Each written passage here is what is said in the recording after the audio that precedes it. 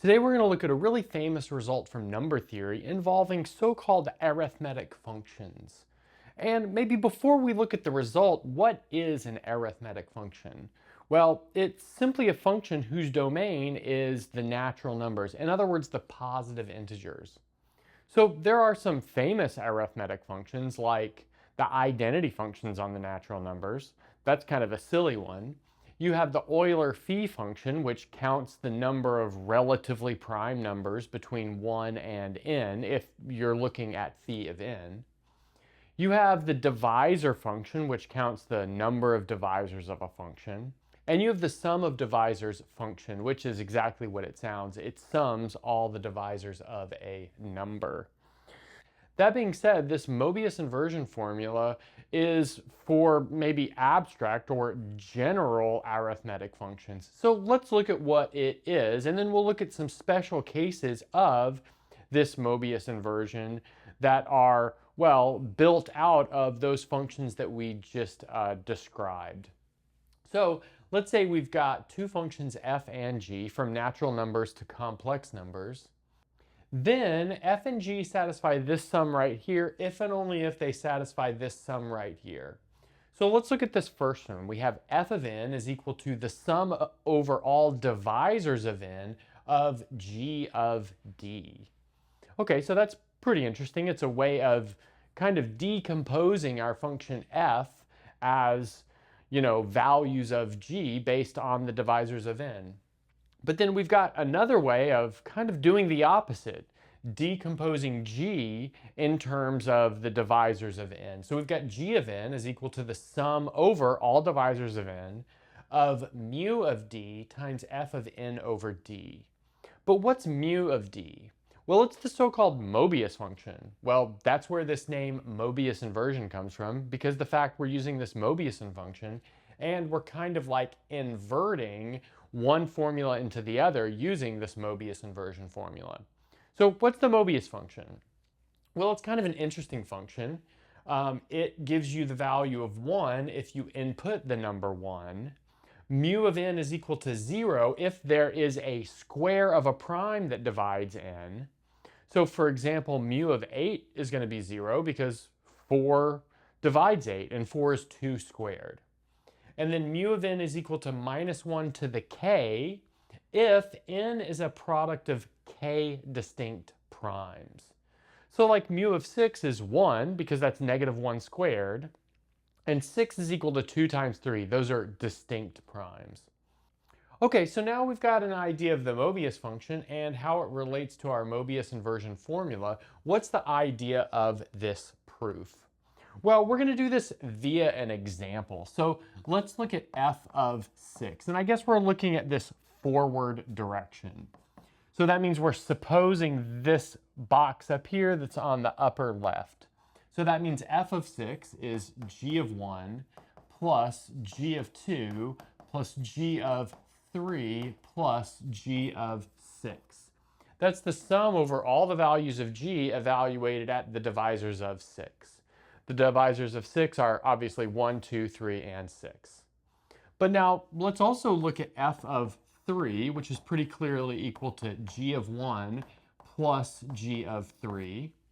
Notice that f of 2 is going to be equal to g of 1 plus g of 2. Obviously, those only have two terms because they're prime numbers. And then notice that f of 1 is simply equal to g of 1. But now, notice that if we do f of 6 minus f of 3 minus f of 2 plus f of 1, we get g of 6.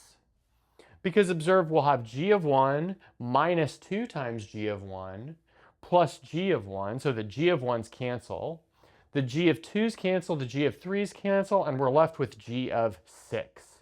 But now notice that this has a coefficient of 1, but the number 1 is, like we said before, mu evaluated at 6. This f of 3 has a coefficient of negative 1. That's mu of 3. This coefficient of f of 2 has, is negative 1 as well, that's mu of 2. And then this f of 1 has a coefficient of positive 1. That is mu of 1. So we see that out of these 4 equations right here, we're able to build an equation which is like this other side of our Mobius inversion formula. Okay, so now that we kind of see how this goes, let's see the proof in general, and then we'll look at, like I said, some special cases of functions that satisfy these Mobius inversion formulas. So the first step of our proof of the main result for this video is a lemma. And that lemma involves the just sum of values of the Mobius function. So we've got the sum over all divisors of n of mu of d is equal to delta n comma 1. So in other words, this is equal to 1 if n is equal to 1 and 0 if n is not equal to 1. That's the so-called Kronecker delta. So how can we do this? Well, we're going to do this by induction on the number of prime factors of n. So if we're doing induction, we need a base case. So what's the base case here? Well, I think our base case is that n has 0 prime factors. But if n has 0 prime factors, then n is equal to 1. That's the only number with 0 prime factors. But now let's observe that if we sum over all of the divisors of 1 of mu of those divisors, well, there's only a single divisor of 1. That's the number 1. So that's going to give us mu of 1, which is equal to 1 by our definition of mu over here. Okay, so now let's look at our induction step, starting with an induction hypothesis. So let's suppose for some k bigger than 0, the statement holds. And by the statement holds, I mean for all natural numbers that are divisible by k primes or have k different prime factors, maybe not counting the multiplicity of the prime factor. And then what we'll do is let n be a prime that has k plus 1 prime factors. So we'll say that it's p1r1 all the way up to pkrk, so those are k prime factors, and then pk plus 1, rk plus 1. So that's the k plus first prime factor. But now what we'll do is we'll smash these first k prime factors together into a single number, which we'll be able to apply the induction hypothesis to, and we'll call that number m. And then we'll rename this k plus first prime factor as well. We'll just name that p. So we'll have m times p to the r. We're renaming that exponent as well. And now we're ready to do our final calculation. So we'll do the sum over all divisors of n of mu of d. So we can break that down into divisors that contain no multiples of p, a single multiple of p, a multiple of p squared, and so on and so forth, up to a multiple of p to the r.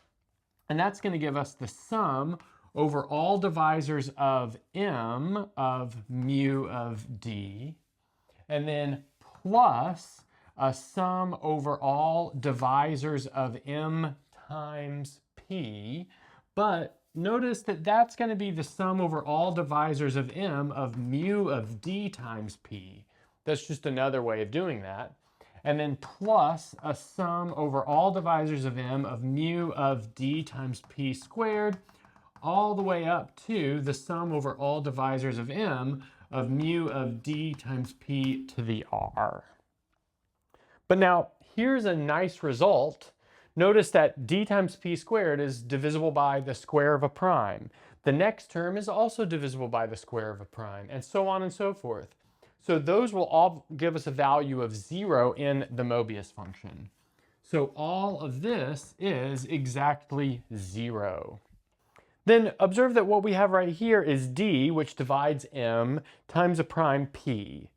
Since d divides m, it doesn't contain p, so that means we can in some ways factor the p out of this mu and change this plus sign to a minus sign.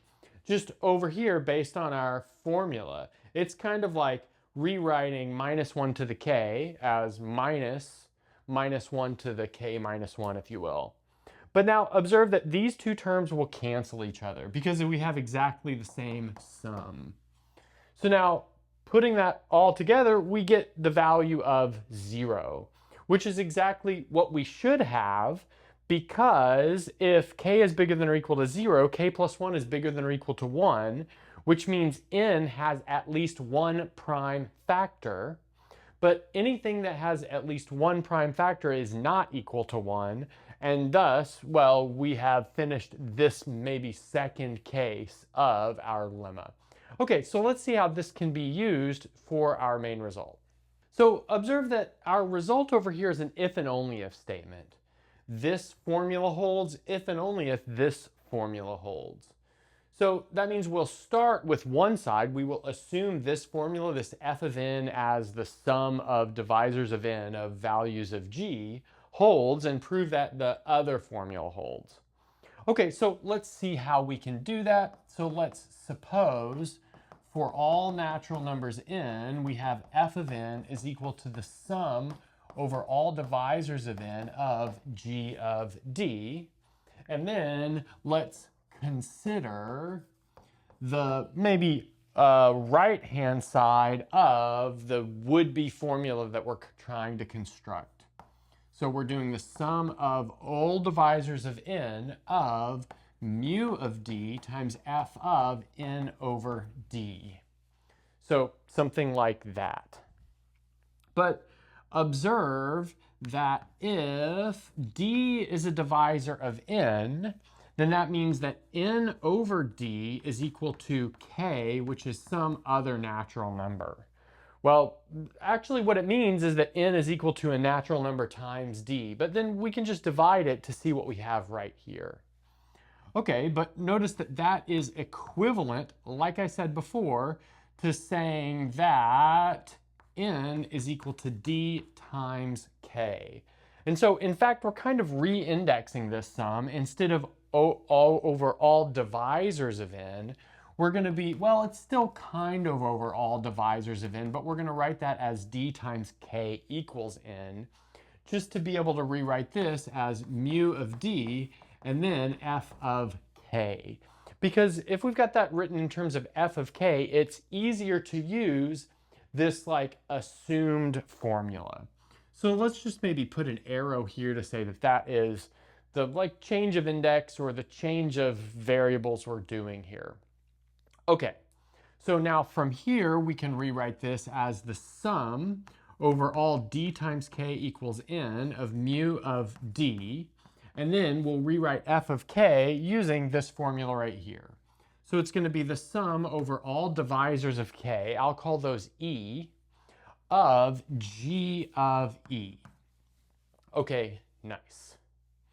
But now let's notice the following. So let's do another color here.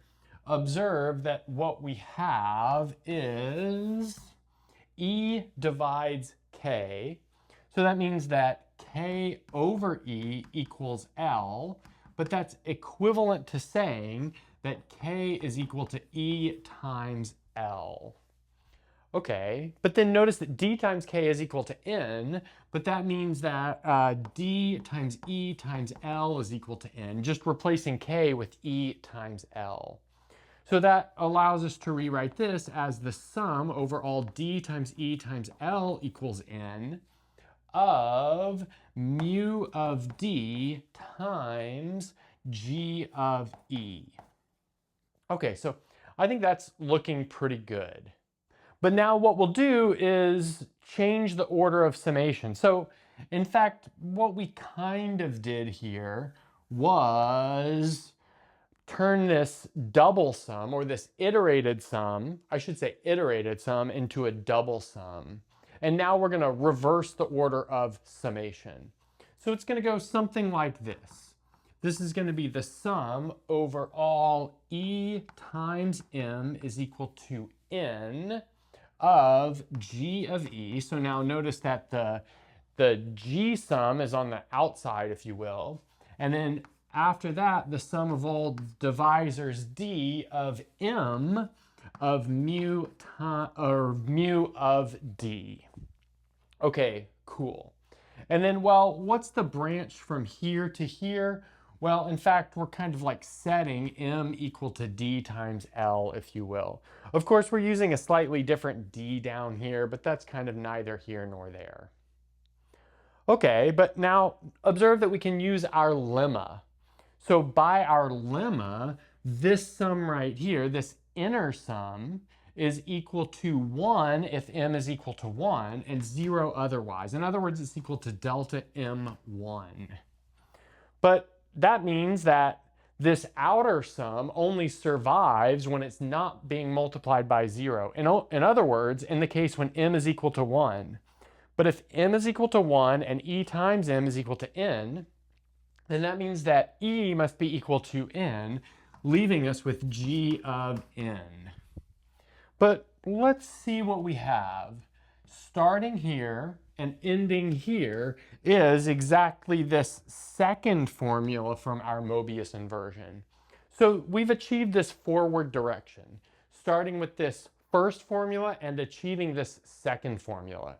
Now let's do the reverse. Now, moving on, we need to do our reverse direction. So in other words, we're going to suppose for all natural numbers n, we know that g evaluated at n is the sum over all divisors of n, d, of mu of d times f of n over d. And then from there, we're going to consider the right-hand side of our would-be first formula, because we're working from second to first here, and work that down to the left-hand side, of course, using the assumption. Okay, so let's see how that goes. So in other words, like I said, we are considering the sum over all divisors of n of g of d. Okay, so, well, what do? Well, we use this formula right here that we are assuming.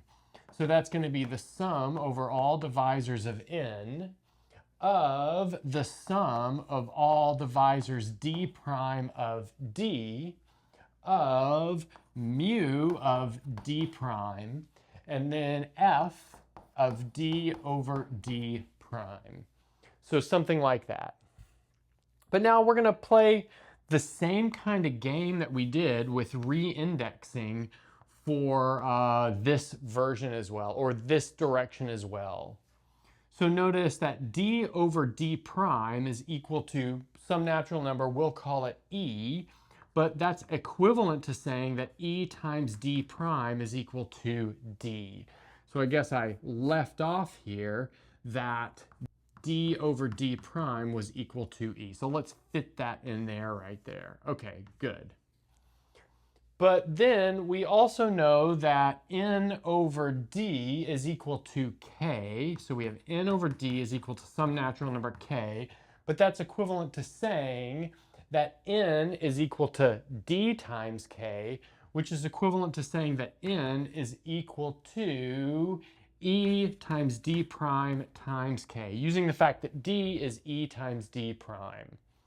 Okay, so that's kind of a bunch going on there, but it does allow us to achieve our goal of changing this iterated sum into a double sum like we did before. So this is going to be the sum over d prime times e times k equals n of mu of d prime times f of e. Okay, cool. But now, well, we're going to change this double sum back into an iterated sum. So it's going to look something like this. So we'll have the sum over all e times k prime equals m of e times k prime equals n of f of e.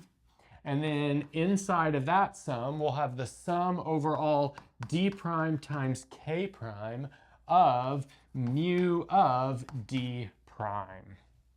Okay, great. But from here, we can use our lemma again, which isn't on the board anymore, but let's recall that this inner sum is equal to delta, let's see, k prime comma 1. In other words, it's only 1, or it's only non-zero when k prime is equal to 1, and in that case, it's equal to 1. But if k prime is equal to 1, e is equal to n, so that means this whole thing collapses to f of n as needed. Okay, so now we've proven that these two formulas holding is equivalent, and like I said before, now we're going to look at some special number theory functions, or functions important in number theory, that satisfy this Mobius inversion formula. So in order to efficiently talk about these pairs of functions that satisfy our Mobius inversion formula, let's make a definition. So let's say that f and g form a Mobius pair if they satisfy one and thus both of these Mobius inversion formulas. And then for some examples, the identity function and the Euler-Phi function form a Mobius pair. The divisor function and the constant function 1 form a Mobius pair. And the sum of divisors function and the identity function form a Mobius pair. So let's briefly look at the proof of maybe at least one of these. So let's notice that the identity on the natural numbers evaluated at n is equal to n, but n is equal to, well, the number of numbers between 1 and n. I think that's pretty clear. But then we can partition this set from 1 to n in terms of elements that have a common divisor of d, or greatest common divisor of d, where d is a divisor of n. So in other words, we can rewrite this as the sum over all divisors of n of the number of elements between 1 and n whose GCD with n is equal to d. Okay, but then now let's observe that that's simply equal to the sum over all divisors of n of the set d, and then 2 times d, and then 3 times d, all the way up to d times n over d. I think that's, pretty clear. And then from there, that's going to be the sum over all divisors of n of phi of n over d. So I'll leave this equality as a bit of an exercise, but it's not too hard to check. And then from here, we can re-index, and we'll have the sum over all divisors of n of phi of d. But that would be our Mobius pair satisfying this first equation.